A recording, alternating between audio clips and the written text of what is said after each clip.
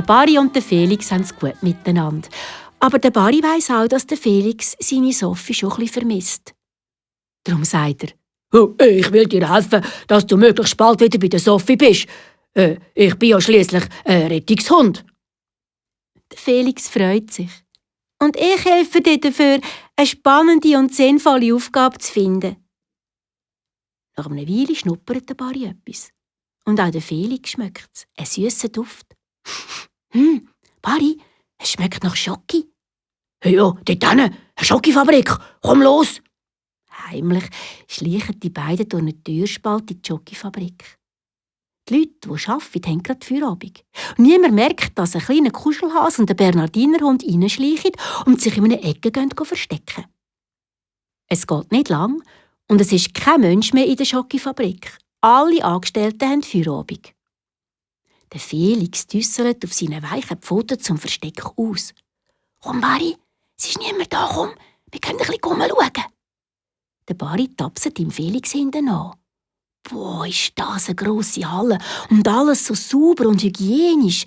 Es hat riesige Chromstahltöpfe und ganz viel Rohr. Und schmecken tut's nach geschmolzener Schoki, Nüsse und brannten Mandeln. Plötzlich passiert ein Missgeschick. Der Barry wollte doch nur schauen, ob die Schoki dort in dieser Form schon hart ist. Er hat seine Vorderpfoten reingehabt. Oh, die Schoki ist noch ganz weich. Sofort nimmt der Barry die Pfoten wieder raus, aber auf der Schoki sieht man jetzt einen dicken Pfotenabdruck. Da verschrecken beide geschwind fort, bevor uns jemand sieht. Vor allem der Barry hat ein schlechtes Gewissen. Aber er muss kein schlechtes Gewissen haben.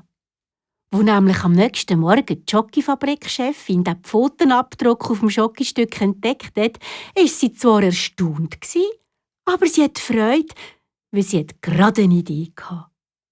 Katzenzängli-Schoki gibt es schon, aber Hundepfoten-Schoki, das ist neu. Solche müssen wir sofort produzieren. Das wird ein Hit. Die Schokifabrik hat dann tatsächlich eine Maschine bauen, die Schokistücke mit einem Hundepfotenabdruck herstellen kann. Unterdessen ist der Felix mit dem Barry zum Genfersee gereist. Dort entdeckt es am Ufer ein imposantes Schloss, das Schloss Chillon. Das steht auf einer kleinen Felseninsel und es hat sogar einen kleinen Sandstrand. Voller Freude kumpelt der Barry in den See. Der Felix aber liegt lieber in weichen Sand.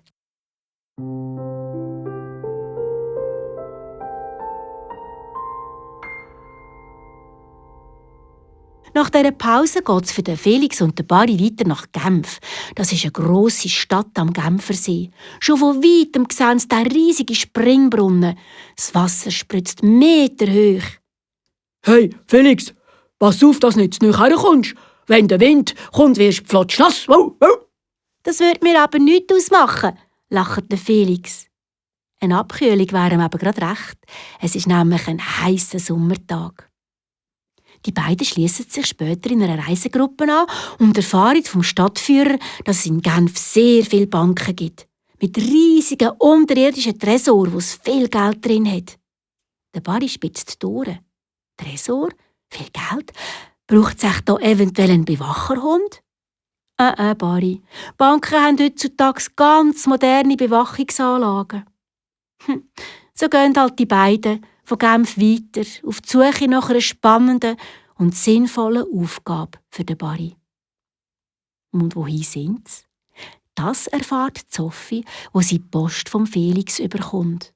Aber das mal kein Brief. Nein, die Murmeli Express bringt eine wunderschöne Postkarte. Der Felix hat geschrieben: «Liebe Grüße aus Bern.